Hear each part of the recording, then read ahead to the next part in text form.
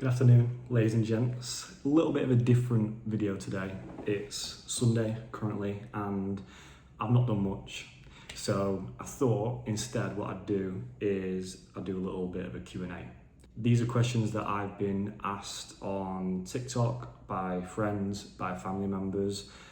And I think that all of these things are important if you're thinking of moving over to Southeast Asia or Thailand in particular. A little bit of a disclaimer, I've only been here for 3 weeks at the moment, so it's not going to be fully accurate, and I'm hoping in a few months I can do another video answering the same questions and see how they differ. So, these are the questions that I get asked as a digital nomad in Thailand. So the main question I get is, how much does it cost to live in Thailand? Now, it's a bit of a loaded question because you could spend $5,000 a month living in Thailand, or you could also spend one grand, 1.5k a month. Now, I earn anywhere between 1 and 2k a month currently in my job, depending on half terms and summer holidays and stuff like that. So I teach maths. That's my main income at the moment. I'm looking at doing other things whilst I'm over here, but my main income is tutoring and teaching maths online. So what I budget, rent first of all, is the main expense. Now I budget £100 a week for rent. It seems to do quite well at the moment. Phuket was a little bit above that, but then say Da Nang was below that. So it's kind of balancing out. Now I'm thinking about being in Da Nang later on in the year for about 6 to 8 months. So the rent there, you can get a 1-bed apartment for about $400 a month, which is below my expense of £100 a week. But yeah, that's kind of how much I budget for rent at the moment. Now for just weekly expenses, I budget £200 a week. And in the 3 weeks that I've been here, it seemed to do quite well. Now this covers taxis, food, drink, nights out.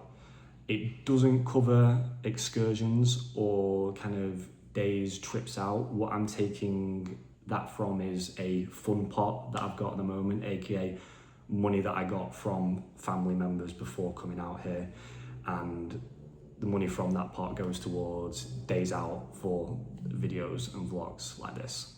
Now any extra money that I make either goes into savings or goes into investments. That can be anywhere between £150 to £200 a week. I've also got to think about half terms and summer holidays and how I can take money from the weeks that I'm earning and distribute it to half-term weeks where I might not be teaching all week. But the answer is, I would say if you earn anywhere between 1,500 to 2 grand a month, you can live quite a comfortable life out here. Now the second question is, how difficult is it to balance work, life and travel? Now, it's definitely taken me a couple of weeks to get into the rhythm and routine out here. Now, my routine at home was I would work from around about 9 o'clock in the morning until about 7 till 8:30 in the evening. Here is a little bit different because the time zones. So I'm finding here that I'm working from around about 12:30 to 1 o'clock until about 2 a.m, 3 a.m. I am having breaks. I'm not working those kind of 13 hours. I might have an hour break here and there. But that's the kind of schedule that I've got from Monday to Thursday. Friday is still a work day, but it's a lighter work day. I'll probably do about 1 o'clock till 8 o'clock on a Friday. And then Saturdays and Sundays are days off. And those are the days that I can travel or do excursions or trips out or go on nights out. And I found that that's worked so far for the past 3 weeks, and I think that that's kind of the routine that I've got myself into over the past few weeks. At the end of March, thankfully, the clocks change in the UK, so instead of it being 2 to 3 a.m. that I'll finish, it'll end up being 1 to 2 a.m. instead, which will end up being a little bit better. So I've only got 2 more weeks of this schedule before it goes back an hour, which works in my favor. Next question is how to deal with homesickness. Definitely a big topic and one that I can speak quite a lot about. Last summer, I went to America for 3 months working at a summer camp there. And I think going there has helped me a lot here in terms of dealing with homesickness. Now, when I was in America, I realized that homesickness comes in waves, but the waves kind of flatten out as time goes on. So in the first few days or the first few weeks, your homesickness is gonna go up and down, but then it's gonna start to just move and become kind of a flatter curve. You are always gonna have times where you feel homesick, and you just kind of have to embrace it at the end of the day and remind yourself why you are out here, why you've chosen the decision that you have done, and just realize that family members and friends are just a call away, a FaceTime away, a flight away. If I really wanted to go home right now, I could be home tomorrow, and I just remind myself of that. Now, I've definitely felt a lot less homesick in Thailand than I did in America. It's not to say that I haven't felt homesick. On my first night out here, I was on the phone to my dad, bawling my eyes out, thinking, I am on the other side of the world right now, away from everybody and everything that I know. But I think it was just because I was tired, and it's a massive decision to make at the end of the day. But I had a night's sleep, and since then, honestly, I've really not felt very homesick, apart from fleeting moments, where I've been on the phone to my mum or my brother or my sister or my grandparents, and it's like, that's when I've kind of felt a little bit homesick. But apart from that, I think I've dealt with it quite well. But if you're out here and you feel homesick, just realize that it's part of the process, and it will end up flattening, and worst case, you can go home. The next question is, what are my top travel tips for Thailand so far? I'm not so sure I could say travel tips, because I've only been to 2 places. I've only been to Phuket and now I'm in Samui. But I can give you some tips for Thailand in general. First of all is realize that you're in somebody else's country. So if there is a language barrier, or if you're having problem communicating with locals, ultimately that is your issue, and it's not the locals' issue. So I try my best to speak tiny amounts of Thai, and the locals really appreciate it, even if it's just a swaddy krap, a hello, a thank you, a can I have this please. You don't need to know Thai at all. You just need to know the very basics of it, and it goes a long way in terms of the locals appreciating it. Another tip that I would say is, if you are ordering on Grab, you can save a lot of money on moped journeys and delivery fees for food. So when you're ordering a moped, get the saver bike, don't get the normal bike. It's like, I'd say probably about 30% cheaper, but the bikes end up coming at the same time anyway. So if you're ordering a moped, order the saver one. Same with kind of deliveries. You can scroll down at the delivery fee, and it might be 30-minute delivery fee is 100 baht, but a 40-minute delivery fee is 20 baht. It's like, I'm obviously going to pick the saver, but it automatically chooses the most expensive one. So if you're out here on a little bit of a tight budget, those 2 things can save you, £50 a month really. Now, question 6 is, how safe is Thailand? It is so safe. I've probably never felt safer somewhere than here. The only issues, and I've said this to a few people, the only way that you'd probably be in danger over here is 3 things. 1 is your stray dogs, cats, animals in general. Number 2 is traffic. If you're driving a moped carelessly, or you just there are a few crazy drivers out here, so just be careful when you're out here on the mopeds. Or number three, it would be tourists, foreigners. Drunk foreigners would be the third reason why I would feel unsafe in Thailand. At no point whatsoever have I felt unsafe with any of the locals. Never. I've been out at 2 a.m, 5 a.m, midday, walked past people and never had an issue at all. And I think this is the experience of many people. I follow a lot of other travellers on TikTok and YouTube, and they've said the same with female travellers as well. Female solo travellers said that they feel really, really safe in Thailand.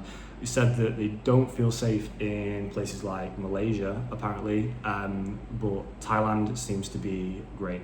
Next question is tipping culture. What is the tipping culture like? It's very dependent on where you are, I would say. In the touristy areas, a tip is always appreciated but never expected. I would say that a 20 baht tip, which is about 50p, always goes a long way. And if you're out here and you're working out here, appreciate the privileged position that you're in and try and help out as much as you can, basically.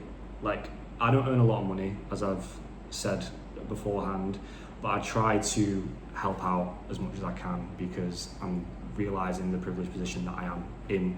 And I tip my barber, tip my Grab driver, I tip food vendors, food stalls, restaurants. There has been a couple instances where a tip has been rejected and they've said no, but that's fine. I'd rather just give them the option of giving them a tip and for them to say no. Okay, the penultimate question is crossing the road in Thailand. How is it? It is pretty mental, to be honest with you. Yeah, there are no pedestrian crossings. There is no green man, red man. There is only fight for survival. You have to step out with purpose and just walk is the best thing, to be honest. The number one tip I would say for crossing the road is do not hesitate. Because if you hesitate when a moped's coming towards you, it ends up being a confusing state of affairs and they might end up crashing into you. If you walk at a steady pace and keep your head straight, then the moped will just go around you. Like, it's not a massive deal. But if you kind of step out and jolt and stop, then that's when there could be an issue. So just make sure that you just keep on going, keep walking. The last question is, how have I felt with being alone for this long? It's a good question. It's been okay. I'm someone who's very, very comfortable with being on their own, and I've been on solo trips before, not to the extent of this. However, I've always felt comfortable being in my own company.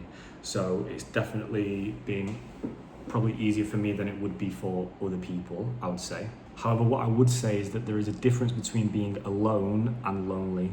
I'm alone out here, but I'm definitely not lonely. I've made quite a few good friends out here already. And again, as I said, I'm comfortable on my own. What I would say though is that if I was to do this for an extended period of time, like hopping between different places every couple of weeks, I would probably find that difficult after a few months, and I'd admit that to myself. When I go to Da Nang, as I said, for between 6 to 8 months, I feel like that'll do a lot of good for me because I'm going to end up having roots in that city, if I enjoy it, obviously.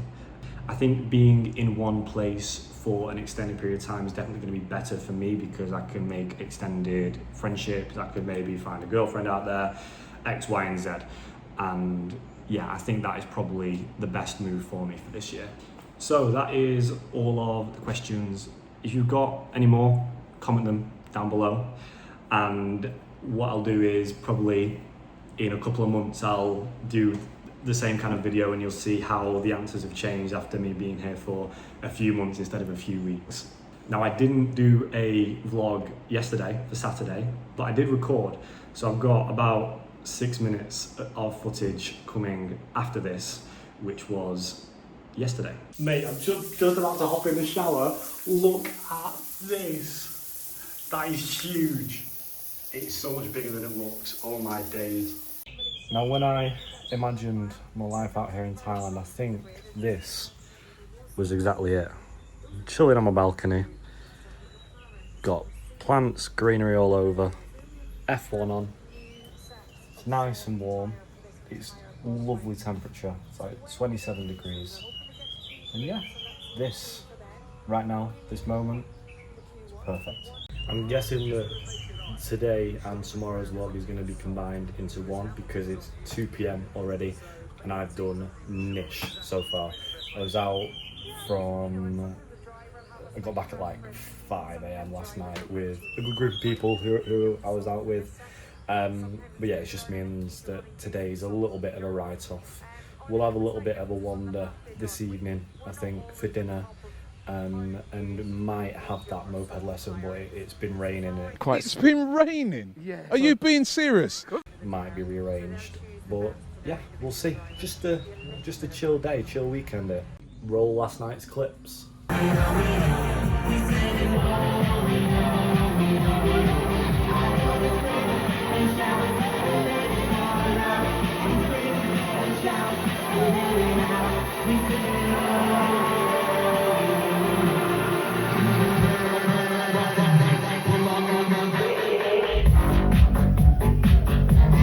Right, time to go and actually do something. Gonna go walk down the beach for a couple hours. I think you should be able to see the sunset on there, but it's 4:30 now. Sunset's probably about 6:30, 7 o'clock. So we'll see. We'll have a gander. It's pretty cloudy anyway, to be honest.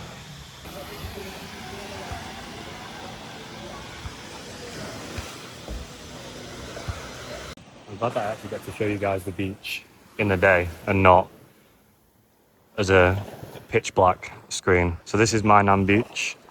It's like a 10-minute walk from mine. I'm not gonna lie, it's not the best to walk on because my feet just get stuck in the sand. It just like feels like I'm walking treacle, but can't really complain too much. I mean, just look at the place. Over there in the distance is Koh Phangan, home of the famous full moon party. Unfortunately, I didn't book this trip in line with the full moon party, so we have missed that, but there's always the future. I've had a couple of mates messaging me over the last few days as well, saying that like they couldn't do what I'm doing on my own, and like I do get that. I don't think solo travel is for everybody. I think you've got to be comfortable with spending time on your own. Definitely comfortable spending time on your own. But the best way to do it is to just try it. Like, this is my 3rd solo trip. I went to Italy 3 years ago now on my own. That was only 2 nights. And then went to America for 3 months after on my own. But that was a bit more organised. That was working at a summer camp. So this is my first like prolonged solo trip. It wasn't meant to be solo as well, as I've said in previous videos. But yeah, you just gotta be comfortable with yourself. But yeah, it's just try it out. Do a 2-day trip to Italy. Do an overnight stay in the Lake District. Just try and be comfortable with yourself in your own company, because it's a great skill to have. And you know, you don't have to do anything based on anybody else's terms. Like, I've had a chill day today because that's what I wanted to do. You know, I'm going out for dinner tonight where I want to go because I don't have to pander to anybody else. But yeah, one of my favourite sayings is that growth exists outside of comfort. And if you're comfortable, you're not growing. So try and do something where you're outside of your comfort zone, because it's the only way that you're going to grow as a person. My man's back here again. I've realised, been told by one of my friends in Australia that it's a huntsman spider. Isn't harmful, apparently, but wouldn't want to go anywhere near it. I've tried to throw water on it twice, and this is the 3rd time that I've seen it. So I think we're just going to let it stay in the bathroom. I'm gonna call it Alex Huntsman. But yeah, apparently the spider being there kills other insects. So if it stays in its lane, we'll just leave it there. But if it goes over that little grid thing, then we're gonna be having an issue, and I think Alex's time will be up. And we're gonna end it there. Plan for next week is there probably is going to be quite a few vlogs next week. My mum is coming over next Sunday, so there's going to be vlogs Sunday, Monday, Tuesday, Wednesday, and then the Thursday, Friday, Saturday, because I'll be in Chiang Mai on those dates as well. So you're getting a lot of vlogs over the next couple of weeks.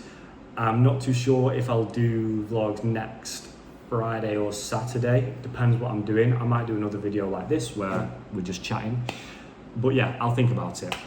If you enjoyed the video, like it, subscribe, and I'll see you next week.